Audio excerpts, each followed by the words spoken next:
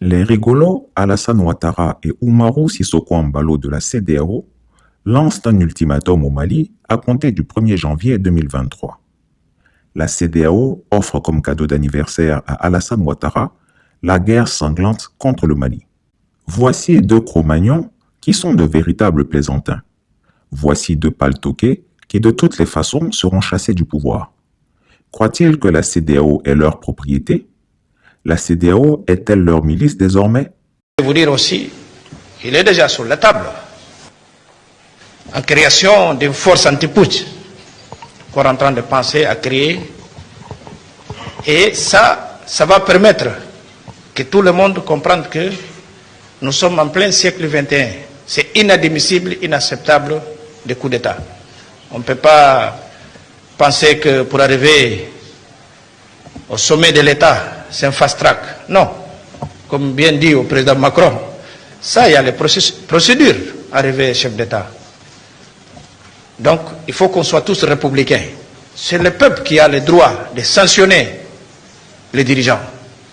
Bon, malgré que beaucoup de fois aussi, les peuples sont complices, tenant en considération les niveaux. Mais, c'est avec ça qu'on doit faire. C'est pas avec des coups d'État militaires. Concernant Mali, je suis sûr et certain qu'on va trouver un agenda de la CEDEAO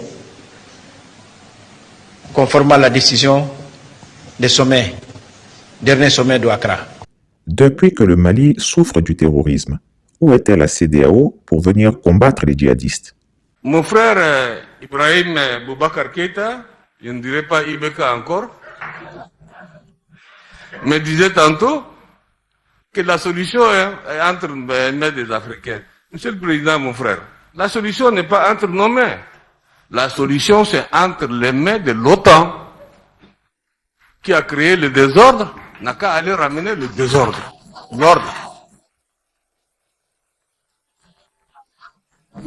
C'est simple. Oui, mais il ne faut pas rigoler.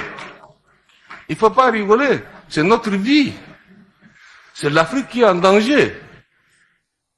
C'est l'Afrique qui est en danger. Les Nations Unies qui ont donné le quitus sont responsables aussi.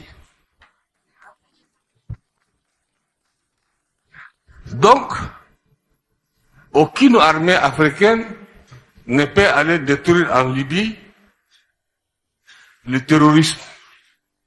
Je ne dis pas le peuple libyen. Les populations libyennes, quelles que soient leurs origines, quelle que soit leur idéologie, peuvent dialoguer et trouver une solution. Mais là où le bas blesse, comment peut-on négocier ou dialoguer avec les intégristes, avec les fondamentalistes? C'est impossible, il n'y a pas de dialogue. Et ce sont ceux-là aujourd'hui, ceux-là qui font le jeu en Libye. Donc il n'y a que l'OTAN qui a les moyens nécessaires, comme ils l'ont fait pour faire partir Kadhafi, pour assassiner Kadhafi, à aller assassiner aussi les terroristes là-bas. La base, c'est là-bas. On tue un serpent par la tête, mais pas par la queue. N'est-ce pas? Donc, si on veut résoudre le problème du Sahel, si on veut résoudre les problèmes en Afrique, ailleurs, au sud du Sahara, il faut s'occuper de la Libye. Quand c'est pour combattre les djihadistes, la CEDEAO n'a pas de force spéciale pour faire la guerre. Mais quand c'est pour se soumettre aux caprices d'un dictateur sénile comme Alassane Ouattara, c'est là que la CEDEAO donne de la voix. Au Nigeria, les chefs d'État ouest-africains demandent la libération des 46 militaires ivoiriens détenus au Mali. C'était une des principales requêtes du sommet de la CEDEAO qui a débuté ce dimanche à Abuja, au Nigeria. Les dirigeants des États de l'Afrique de l'Ouest exigent que la junte au pouvoir au Mali libère ses soldats avant janvier, sous peine de sanctions. Et on va tout de suite retrouver notre correspondant dans la région, Serge Daniel, bonsoir. Alors, ces militaires ont été accusés par les autorités maliennes d'être des mercenaires. Ils sont retenus depuis le mois de juillet au Mali. Comment se sont déroulées les discussions à ce sujet à Abuja?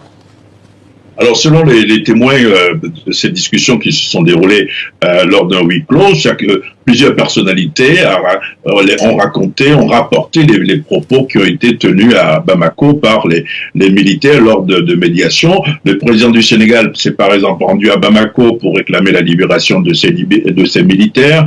Le président de la Sierra Leone également. Et le dernier à s'être rendu, c'est le Goodluck Jonathan, ancien président du Nigeria, qui est le médiateur de la CEDEAO pour le Mali.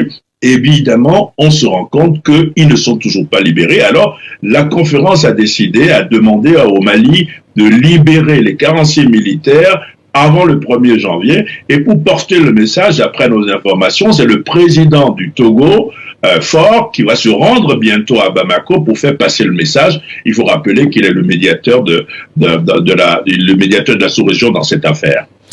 Et l'autre grand sujet de ce sommet, Serge, c'était la lutte contre le terrorisme. Quelles ont été les décisions prises ? Alors c'est très important, il y a une volonté, une décision, un projet a été adopté à Abuja par les chefs d'État de la CEDEAO, c'est la création d'une force militaire pour lutter justement contre le terrorisme, et une force militaire qui va être également destinée à lutter cette fois-ci contre les coups d'État. Et ils ne veulent pas, les chefs d'État que nous avons rencontrés à Abuja ne veulent pas entendre parler d'attendre une contribution de l'Occident ou des pays européens. Ils vont mettre eux-mêmes la main à la poche pour que cette force militaire fasse deux choses, lutter contre le terrorisme et lutter contre les coups d'État. La question des 46 soldats ivoiriens inculpés au Mali est un dossier qui ne peut se résoudre que par la négociation politique. Donc comme ça, la CEDEAO va aller tuer des millions de Maliens cadeaux juste pour libérer 46 mercenaires ivoiriens? Pensez-vous que les Maliens vont regarder et nourrir les 46 soldats pendant que la CEDEAO sera en train de faire tranquillement la guerre au Mali? En tout cas, on les regarde. Elle rencontrera au Mali sa plus grande humiliation, car, comme disait un président, la guerre, on sait quand ça commence, mais on ne sait jamais quand et comment ça finit. En Côte d'Ivoire, on dit tenter regretter. La CEDEAO veut-elle donner un cadeau d'anniversaire à Alassane Gaspard Dieudonné Ouattara alias Chameau, qui serait prétendument né le 1er janvier 1942 à Dembokro? Wallahi, Alassane Ouattara est un menteur compulsif.